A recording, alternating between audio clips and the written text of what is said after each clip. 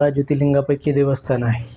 आपण जर देशात बघितलं असेल तर 12 ज्योतिर्लिंगापैकी प्रत्येक देवस्थानला शिर्डी असेल आणि आपल्या त्याबरोबरच शिर्डी असेल, पंढरपूर असेल, ही मोठी देवस्थान आहेत. त्या देवस्थानला दिव्यांगासाठी डायरेक्ट दर्शन आहे ही देशामध्ये सगळीकडे व्यवस्था आहे. आज आपण परळीत बघितलं, परळी वैद्यनाथ देवस्थानमध्ये कुठंही प्रकारचा बोर्ड नाही.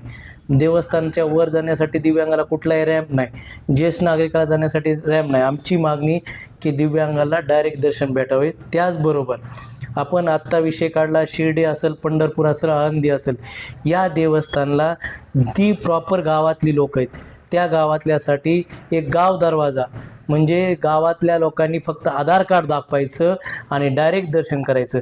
आमची तहसीलदार देवस्थान कमिटीला मागणी आहे की त्या धर्तीवरच परळीतले लोकांना दिवसभर आपले व्यापार असतील, कामं असतील, शेतकरी असतील, सगळ्यांना कामं असतात.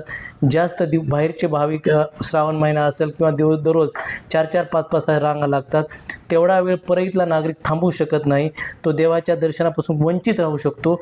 म्हणून त्यांचं आधार कार्ड बघून एक सेपरेट दरवाजा करून त्यांना कुठलीही दर्शनाची परळीच्या लोकांसाठी सेपरेट ती 1 तास त्याचा वेळ लागू, परळीच्यासाठी 2 तास लागू, पण ती परळी तालुक्यातल्या लोकांसाठी रांग असली पाहिजे, ही आमची मागणी आहे.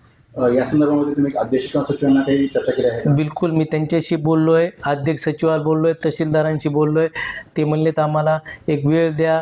दिव्यांगाचं त्यांनी मला सांगितलं आम्ही दिव्यांगाला ठेवलं, पण प्रत्यक्षामध्ये दिव्यांगाला आता त्यांच्या सिक्युरिटी गार्डने काल आमच्याकडे दिव्यांग गए की मूकबधीर माणूस आहे, अंध आहे एका डोळ्यानं, की ते म्हणते तू तर धडधाकड आहे, तुला कशाला डायरेक्ट दर्शन पाहिजे. आपण जर बघितलं मूकबधीर माणसाला ऐकायला येत नाही, एखाद्या धक्का बसला, पडला, अंध माणूस आहे त्याच्याबरोबर धक्का लागला, अशा अनेक दररोज तक्रारी आल्या. म्हणूनच आम्ही हा विषय घेतलेला आहे. खरं म्हणजे आता हा पवित्र श्रावण मास सुरू होतोय आणि अशामध्ये बऱ्याच जणांची इच्छा असते की दर्शन करायला पाहिजे आपण वैद्यनाथाचं, तर अशा आता हे खरं म्हणजे तात्काळ सुरू करायला पाहिजे.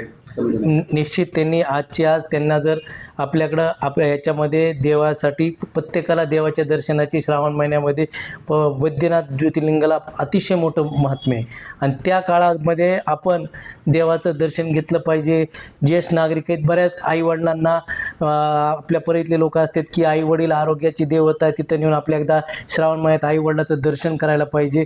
आणि ज्येष्ठ नागरिकांसाठी तिथं कुठलीही सुविधा नाही किंवा ज्येष्ठ नागरिक गेला तर त्याला तासन तास उभा राहते. त्यामुळं परळीतलं आधार कार्ड बघा, परळीतल्या लोकांसाठी सेपरेट रांग करा, ही आमची मागणी.